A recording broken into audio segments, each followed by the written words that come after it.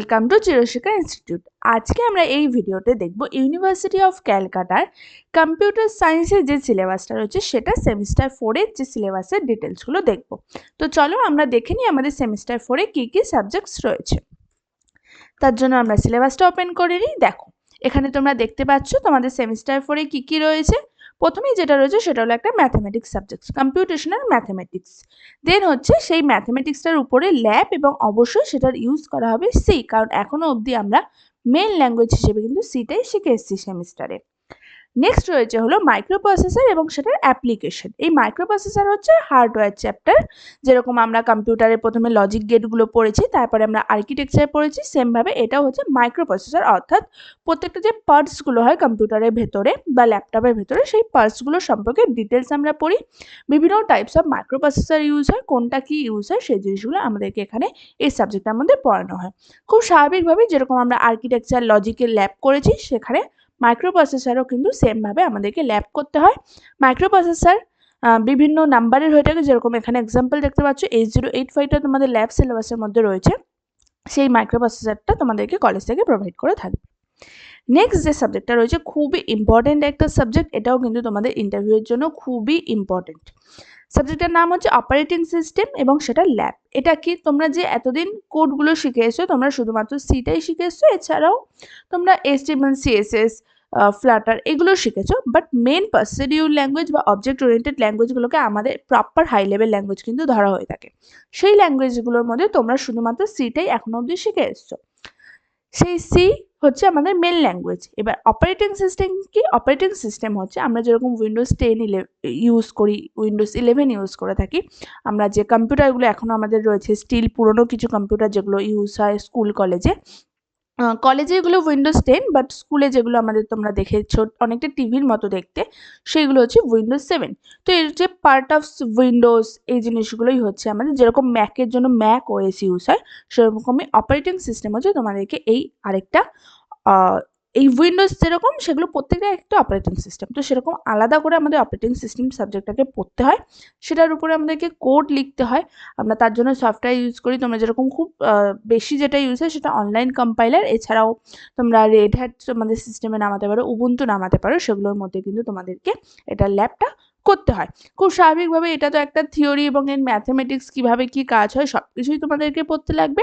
আর ল্যাবে যেরকম আমরা সি এর যে প্রোগ্রামিংগুলো করেছি, যোগ করা বিয়োগ করা সেই জিনিসগুলোই করতে হয়, কিন্তু আমাদের অপারেটিং সিস্টেমের মধ্যে, মানে ধরতে পারো যে তোমরা তোমাদের টার্মিনাল বা কমেন্ট প্রম্পটের মধ্যে এই কোডগুলোকে লিখতে পারবে। আর এটা সিনট্যাক্স বা কোড স্ট্রাকচার পুরোপুরি আলাদা, কিন্তু কোডের কনসেপ্ট বা অ্যালগোরিদম যেটা সেটা শুধুমাত্র এক, বাকি সব সিনট্যাক্স কিন্তু পুরোটাই ডিফারেন্ট। এবং অপারেটিং সিস্টেম কিন্তু কোনো একটা ল্যাঙ্গুয়েজ নয়, এটা হচ্ছে একটা উইন্ডোজকে চালানোর প্রসেস, ঠিক আছে। তো সেই উইন্ডোজে, অর্থাৎ উইন্ডোজ আমরা যেরকম ইউআই এর মাধ্যমে কাজ করতে পারি, কিন্তু আমরা অপারেটিং সিস্টেম অর্থাৎ রেড হ্যাট বা উবুন্টুতে আমরা কিন্তু ইউআই এর মাধ্যমে কোনো কাজ করতে পারি না, পুরোটাই আমাদের কিন্তু কমান্ড প্রম্পট অর্থাৎ কোড বা প্রম্পট লিখে সেই কাজগুলো হয়ে থাকে। নেক্সট যে সাবজেক্টটা আমাদের রয়েছে সেটা হলো অবজেক্ট ওরিয়েন্টেড প্রোগ্রামিং। এটাও আমাদের আরেকটা মেন হাই লেভেল ল্যাঙ্গুয়েজ, যেরকম সি হচ্ছে প্রসিডিউর ল্যাঙ্গুয়েজ, তোমরা এতদিনে শিখে এসছো। অবজেক্ট ওরিয়েন্টেড হচ্ছে প্রসিডিউরের থেকে অনেকটা আপডেটেড ল্যাঙ্গুয়েজ, যেটা আমাদের মেমোরি স্টোরেজটাকে নেয় না। তো এই হচ্ছে তোমাদের সেমিস্টার 4-এর সিলেবাস। তো চলো আমরা আজকে যে প্রথম আমাদের যে সাবজেক্টটা রয়েছে ম্যাথামেটিক্স, সেটার ডিটেলসটা একবার দেখে নিই। তো প্রথমেই যেটা বলি যে যারা 11-12 ম্যাথামেটিক্সটা করে এসছো তাদের জন্য এই জায়গাটা অনেকটাই সোজা হবে, যারা করনি তাদের জন্য একটু বুঝতে টাফ হবে, বাট ভালো করে বুঝলে ডেফিনেটলি সব কিছুই সোজা। এবং এই যে সাবজেক্টটা রয়েছে কম্পিউটেশনাল ম্যাথামেটিক্স, এটা কিন্তু পুরোটাই তোমাদের শুধুমাত্র কাজে লাগবে হচ্ছে সেমিস্টারে পাস করার জন্য। এটা কোনো ইন্টারভিউতে খুব স্বাভাবিকভাবে ম্যাথ কি করে ইন্টারভিউতে ধরতে পারে, তাই না, এরকম একটা ব্যাপার। মানে বেসিক্যালি এটা হচ্ছে সাবজেক্টে পাস করার জন্য। এবার দেখো ইন্টারভিউয়ার চাইলে তো যা কিছুই ধরতে পারে তোমাকে। এবং আর কোথায় লাগবে এই সাবজেক্টটা, তোমরা যদি পরে মাস্টার্স ডিগ্রি করো তো সেক্ষেত্রে এই সাবজেক্টটা কিন্তু তোমাদের কাজে লাগবে। তো চলো দেখি, প্রথমেই যেটা আমাদের রয়েছে সেটা হচ্ছে ইন্ট্রোডাকশন, এবং ইন্ট্রোডাকশনের যে চ্যাপ্টারটা আমাদের করানো হচ্ছে তোমরা দেখে বুঝতে পারছো যে সেট করানো হচ্ছে। সেট যারা বেসিক্যালি 11-12 করেছো তারা অনেকটাই এই জায়গাটা জানবে, তবে একটু হাই লেভেল রয়েছে। মোটামুটি সেটের যে কনসেপ্ট, তোমরা যে অ্যাড অর সাবস্ট্রাকশন, ইউনাইট, এইগুলো যেগুলো করে এসছো সেটের বিভিন্ন টাইপস অফ, সেইগুলো সব সেম। বাকি তার পরের থেকে যে ফাংশনগুলো ইউজ হচ্ছে, exponential function, logarithmic function, counting যেগুলো রয়েছে, কম্বিনেশন, সেগুলো কিন্তু একটুখানি আপডেটেড ভার্সন। রিলেশনের মধ্যে আমাদের রিলেশন মানেই তোমরা বুঝতে পারছো যে দুই বা তার থেকে বেশি অর্থাৎ একের অধিক জিনিসকে যখনই আমরা কোনো কানেকশনের মধ্যে আনছি তখনই সেটা হয়ে যায় রিলেশন। আর এর মধ্যে পড়তে হয় হচ্ছে হলো বাইনারি রিলেশন, তার মধ্যে প্রপার্টিস পড়তে হয় বিভিন্ন ধরনের সিমেট্রিক, ট্রানজিটিভ, রিফ্লেক্সিভ, এরকম অনেক ধরনের প্রপার্টিসগুলো পড়তে হয়। দেন ক্লোজার পড়তে হয়, তারপরে আমাদের অর্ডারিং হয় এই রিলেশনের মধ্যে, দেন আমাদের ইকুইভ্যালেন্স রিলেশন হয়ে থাকে। এবং ম্যাথমেটিক্স মানে বুঝতে পারছো যত ধরনের আমরা ম্যাথ করব, টাইপস অফ প্রবলেম করব, তত কিন্তু আমাদের জিনিসটা কনসেপ্টটা ক্লিয়ার হবে। নেক্সট হচ্ছে কি ফাংশন। ফাংশন, এইখানে ফাংশনে তোমাদেরকে কি পড়তে হয়, ফাংশনের মধ্যে তোমাদের হয় হচ্ছে 1 to 1, অন টু আর ইনভার্টিবল, এই 3 ধরনের ফাংশন হয়ে থাকে। এই 3 ধরনের উপরে অনেক ধরনের ম্যাথ হয়ে থাকে, সেই ম্যাথগুলো কিন্তু পড়তে হয়। নেক্সট আমাদের আসে হচ্ছে কাউন্টিং টেকনিক্স, যেখানে আমরা বিভিন্ন যে টেকনিকগুলো হয় কাউন্ট করার সেই জিনিসগুলো পড়বো, পুরোটা কিন্তু সেটের মধ্যে, ঠিক আছে।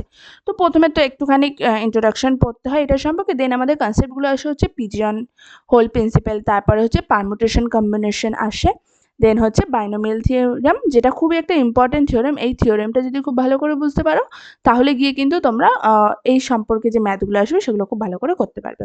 নেক্সট যেটা আসে সেটা হচ্ছে ইনক্লুশন অ্যান্ড এক্সক্লুশনের উপরে যে ম্যাথমেটিক্সগুলো হয়ে থাকে সেগুলো। নেক্সট চ্যাপ্টার রয়েছে প্রবাবিলিটি, যেটাও তোমরা অনেকটাই জানো, 11-12 করে এসছো, মোটামুটি ওই টাইপসেরই হয়ে থাকে।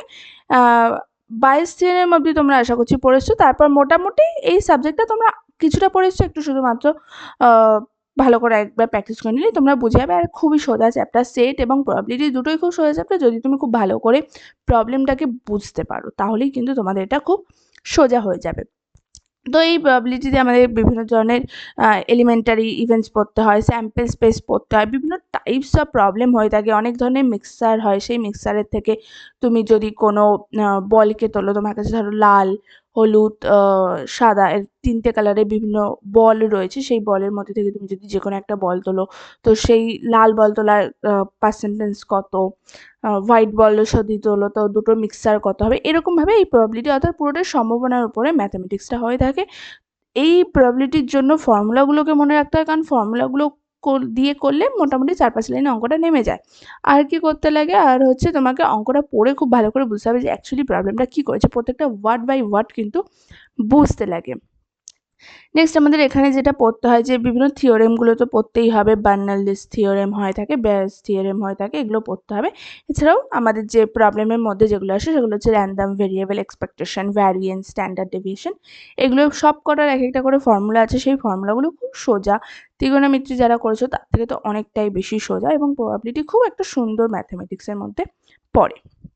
নেক্সট এখান থেকে তোমাদেরকে বলতে পারো যে 11-12 মধ্যে থেকে একটু হালকা করে ছেড়ে আসে, বাট অবশ্যই যদি যাদের 11-12 কনসেপ্টটা ক্লিয়ার রয়েছে তারা খুব ভালো করে এটা বুঝতে পারবে। তো দেখা যাক এই চ্যাপ্টারের মধ্যে কী রয়েছে। এখানে বেসিক্যালি আমাদের থিঙ্কিংটা পড়তে হয়, মানে এই যে কম্পিউটেশনাল ম্যাথমেটিক্সটা পড়ছো এটা বেসিক্যালি আমাদের হচ্ছে মাস্টার্সের জন্য দরকার পড়ে। আর হচ্ছে তোমরা যদি এআই এর মধ্যে যাও, অর্থাৎ মেশিন কীভাবে ম্যাথমেটিক্সগুলোকে করে সেই জিনিসগুলো পড়তে হয়। যেরকম প্রবাবিলিটি কিন্তু দেখো মেশিন তোমাকে কি অ্যান্সার দিতে পারে তার একটা চান্সেস কিন্তু ক্যালকুলেশন করে, ঠিক আছে। তো কম্পিউটেশন ম্যাথমেটিক্স হচ্ছে পুরোটাই মেশিনের জন্য ম্যাথমেটিক্স, তো তার জন্যই তোমাদের এটার একটা প্র্যাকটিক্যাল আছে সি এর ওপরে, তাই না। তো সেই কারণে ওকে। নেক্সট এখানে যে চ্যাপ্টারটা ইউনিট 3 গ্রোথ অফ ফাংশন, এটা পুরোটাই একটা কম্পিউটেশনাল থিঙ্কিংয়ের ওপরে বেস করে রয়েছে। এখানে আমাদের বেসিক্যালি টাইম কমপ্লেক্সিটি পড়তে হয়, যেটা বিগ ও হয়, বিগ ওমেগা এবং বিগ থিটা এর মধ্যে থেকে হয়ে থাকে। তোমাকে বুঝতে হবে একটা তুমি যে প্রোগ্রামটা লিখবে, আমরা তো 3-4 রকমের সেই প্রোগ্রামটাকে ক্লিয়ার করতে পারি, অর্থাৎ সলভ করতে পারি। তো আমরা কোন প্রসেসটাতে করবো, কোনটাতে আমাদের টাইমটা কম লাগবে এবং মেমোরি স্টোরেজটাও কম লাগবে, সেটা আমাদেরকে বেসিক্যালি ক্যালকুলেট করতে হয়। কারণ আমরা সবসময় খুব স্বাভাবিকভাবে চেষ্টা করি না যেই প্রবলেমটা সলভ করতে কম সময় লাগবে, যেটা মেমোরি স্টোরেজ কম নেবে, সেটা তো আমাদের জন্য বেনিফিটটা বেশি দিচ্ছে, তো সেটাকেই আমরা কিন্তু ইউজ করার চেষ্টা করি। তো সেই জন্য আমাদেরকে সেই টাইম কমপ্লেক্সিটি, পেস কমপ্লেক্সিটি এগুলোকে বের করতে হবে। তো এছাড়াও আমাদের বিভিন্ন ধরনের রিলেশন পড়তে হয়, যেরকম linear recursion relation, constant coefficient, generating function হয়ে থাকে, রিকারেন্স ট্রি হয়ে থাকে, সাবস্টিটিউশন মেথড হয়ে থাকে। এগুলো পুরোটাই বুঝতে হয়। এগুলো পুরোটাই কিন্তু মানে এই চ্যাপ্টারটা পুরোটাই কিন্তু অ্যালগরিদম অ্যানালিসিসের উপরে বেস করে থাকে। তো এই জন্য এই থিঙ্কিংটা যদি ক্লিয়ার রাখতে পারো, তো তাহলে তোমাদের কিন্তু এটা ল্যাবটাও খুব সুবিধা হবে এবং পরবর্তীকালে তোমাদের যে ডিএসএ স্ট্রং বেসিক্যালি সেগুলো কিন্তু খুবই স্ট্রং করছে। ম্যাথমেটিক্সটা হয়তো লাগবে না, কিন্তু এই যে কনসেপ্টগুলো ক্লিয়ার হচ্ছে সেগুলো কিন্তু তোমার ব্রেনটা সার্ভ করছে, যার ফলে তোমার ডিএসএ এর কনসেপ্ট আরও বেশি বেশি করে ক্লিয়ার হবে। নেক্সট যে চ্যাপ্টারটা রয়েছে সেটা রয়েছে রিকারনেস। রিকারনেসটাই হচ্ছে তোমাদের, আমি যেটা বলে দিলাম এই ফাংশনের মধ্যেই সেটাই রয়েছে এখানে। এই যে types of function, linear recursion, recursion trees, যে ম্যাথমেটিক্সগুলো হয় সেগুলো এখানে রয়েছে। কোএফিসিয়েন্ট বার করা, কনস্ট্যান্ট বার করা, সেগুলো এখানে রয়েছে। নেক্সট হচ্ছে নিউমেরিক্যাল মেথডস রয়েছে, যেটা আমাদের বেসিক্যালি হয়ে থাকে যে কোনো এরর যদি আমাদের পাস হয়ে থাকে কোনো মেসেজ পাঠাতে গিয়ে, সেই এররগুলো কতটা কি হতে পারে, কতগুলো ডিজিট এরর হয়েছে, কতগুলো ডিজিটকে চেঞ্জ করলে আমাদের মেসেজটা আবার ঠিকঠাক হয়ে যাবে, কোনো হ্যাক হয়েছে কিনা মাঝখানে, সেই এরর্সগুলোকে চেকিং করতে হয়। তো টাইপস অফ এরর্স বার করার ফর্মুলা হয়ে থাকে, তার মধ্যে তোমাদের যেটা রয়েছে অ্যাপ্রক্সিমেশন, রাউন্ডিং, সিগনিফিকেন্ট এবং প্রপাগেশন অফ এরর্স। এই চারটে মেথডে আমাদেরকে শিখতে লাগবে। মেথডগুলো শিখে গেলেই মোটামুটি তোমরা সেই উপরে বেস করে প্রবলেমগুলো সলভ করতে পারবে। নেক্সট হচ্ছে হলো ইন্টারপোলেশন, যেটা একটুখানি ব্যাকওয়ার্ড ফ্রন্টওয়ার্ড কী করে আমরা যেতে পারি, কীভাবে আমরা লিনিয়ার ইকুয়েশন সলভ করতে পারি, সেই জিনিসগুলো রয়েছে। তো এগুলোতে যেটা বললাম ফরওয়ার্ড, ব্যাকওয়ার্ড এবং ইন্টারপোলেশন রয়েছে, এবং এছাড়াও কিছু ইকুয়েশন সলভ রয়েছে, এটা কিন্তু লিনিয়ার ইকুয়েশনের উপরে দাঁড়িয়ে থাকে। তো তার জন্য তোমাদেরকে আগে বুঝতে হবে যে লিনিয়ার ইকুয়েশন কি। এটা যেহেতু ম্যাথমেটিক্স, তো তোমাদেরকে থিওরি তো আমি এরকমভাবে বোঝাতে পারবো না, তোমাদেরকে পুরোটাই ম্যাথ করে কনসেপ্ট বুঝিয়ে পিপিটির মাধ্যমে তোমাদেরকে দেখাতে হবে। নেক্সট হচ্ছে যেটা বলছিলাম যে লিনিয়ার ইকুয়েশনের মধ্যে আমাদের বিভিন্ন টাইপস অফ গস জোর্ডান মেথড হয়ে থাকে, জ্যাকোবি মেথড হয়, সেইডেল মেথড হয়ে থাকে। তো এইরকম বিভিন্ন টাইপস অফ মেথড আমাদেরকে এখানে পড়তে হয় এবং সেগুলো তোমাদের সিলেবাসের মধ্যে রয়েছে। খুব স্বাভাবিকভাবে আমরা লিনিয়ার পড়েছি মানে নন লিনিয়ারও তো আমাদেরকে পড়তেই হবে। তো সেগুলোর জন্য আমাদের যেগুলো পড়তে হয় হচ্ছে বাইসেকশন মেথড, রেগুলার ফালসি একটা হয়ে থাকে, সেকেন্ড তোমাদের সিলেবাসে রয়েছে, নিউটন রয়েছে এবং অর্ডার অফ কনভার্জেন্স তোমাদেরকে এই সিলেবাসগুলোর মধ্যে পড়তে লাগে নন লিনিয়ার ইকুয়েশনসের মধ্যে।